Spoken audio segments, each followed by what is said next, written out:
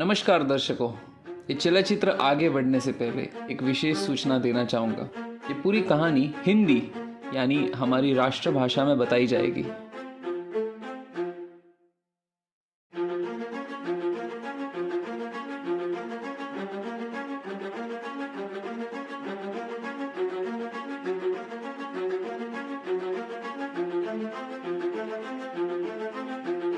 जिसके पात्र हम हमारी 10 साल पुरानी मोटरसाइकिल और एक बिगड़ी हुई चलचित्र पेटी जिसे हम गोप्रो भी कहते हैं, हम तीनों निकल पड़े एक सुहानी सफ़र पर भारत के दक्षिण क्षेत्र में।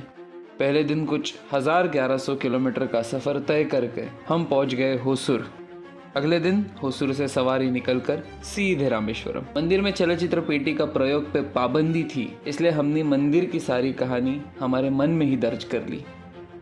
फिर अपने विश्रामालय से अलविदा कहकर हम निकल पड़े धनुषकोडी की ओर, एक ऐसी जगह जिसके बारे में हम बचपन से पढ़ते आए हैं।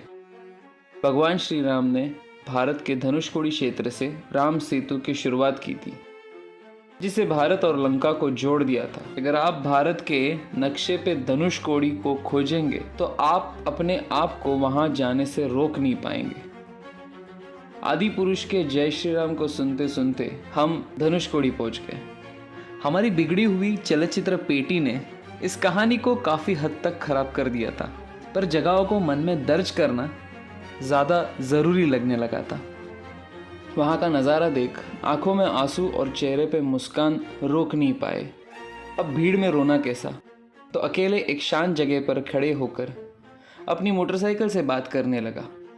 समुद्र की लहरें तेज हवा के साथ हम तक पहुंचने की कोशिश कर रही थी। हमें वहां की हवा में भी जय श्री राम की गूंज सुनाई दे रही थी।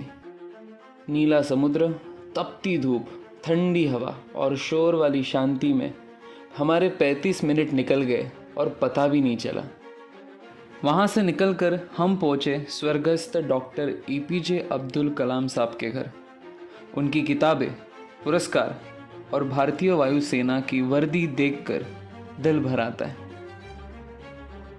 वहां से 320 किलोमीटर की दूरी तय कर हम पहुंचे भारत के सबसे दक्षिण मुखी क्षेत्र में, कन्याकुमारी। एक ऐसी जमीन जिसे 3 महासागरों ने अपनी बाहों में भर रखा है। दूर दूर तक खूबसूरत नज़ारे और भारत माँ के पैर छूने का अवसर से मन शांत हो जाता है। अब हम अपने घर से 1600 किलोमीटर दूर। फिर बारी आती है हमारे ज़िंदगी के पहले दोस्त से मिलने की, जो मणिपाल में रहता है। अब हालांकि हमने केरला से गुजरते हुए कोई चलचित्र दर्ज नहीं किया, क्योंकि वहाँ का नियम थोड़ा सख्त है। 770 किलोमीटर की पतली गलियों के बाद हम पहुँचे उडुपी, मणिपाल, उज्ज्वल शेट्टी से मिलने। अगले दिन उनके गांव हेलडी जाना हुआ। सारी फैमिली से तकरीबन 17 साल के बाद मिलना हुआ। सुपारी की बाग, शांत नदी और ताज़ी सांस लेते हुए वहीं पर रुक जाने का दिल किया। इस योजना का आखिरी भाग जो बचा था, कोरी रोटी और विशेष मैंगलोरियन चिकन से पेट भरकर हम वहाँ से निकल पड़े। मरवंते समुद्र तट पर रुककर हमने बेंगलोर के कुछ नए दोस्त बना लिए और पता चला कि उनकी और हमारी मंजिल एक है, गोवा। अब गोवा पहुंचकर अगली सुबह का इंतज़ार था, क्योंकि हमारे 2 भाई मुंबई से गोवा के लिए निकल चुके थे। सुबह उन दोनों को देखकर बड़ा प्यारा लगा। अब लाखों बातें, लाखों किस्से, लाखों चीज़ें, इसी में गोवा के 2 दिन भी निकल गए। आकाश गोकर्ण के लिए निकल गया और प्रीतम मेरे साथ मुंबई लौटा है। 3800 किलोमीटर की यह यात्रा यहीं पे ख़त्म हो जाती है। फिर आज एक सवाल है, ये कहानी मेरी थी या आपकी है? एक यात्रा की तरह आप सालों से एक रास्ते पे चल रहे हो। पहले हर चीज़ से प्यार होता था, पर अब भटके नज़र आ रहे हो।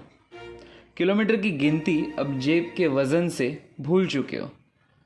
क्यों ना एक गलत मोड़ लिया जाए और कुछ दिन खुद से मिलने में बिताया जाए।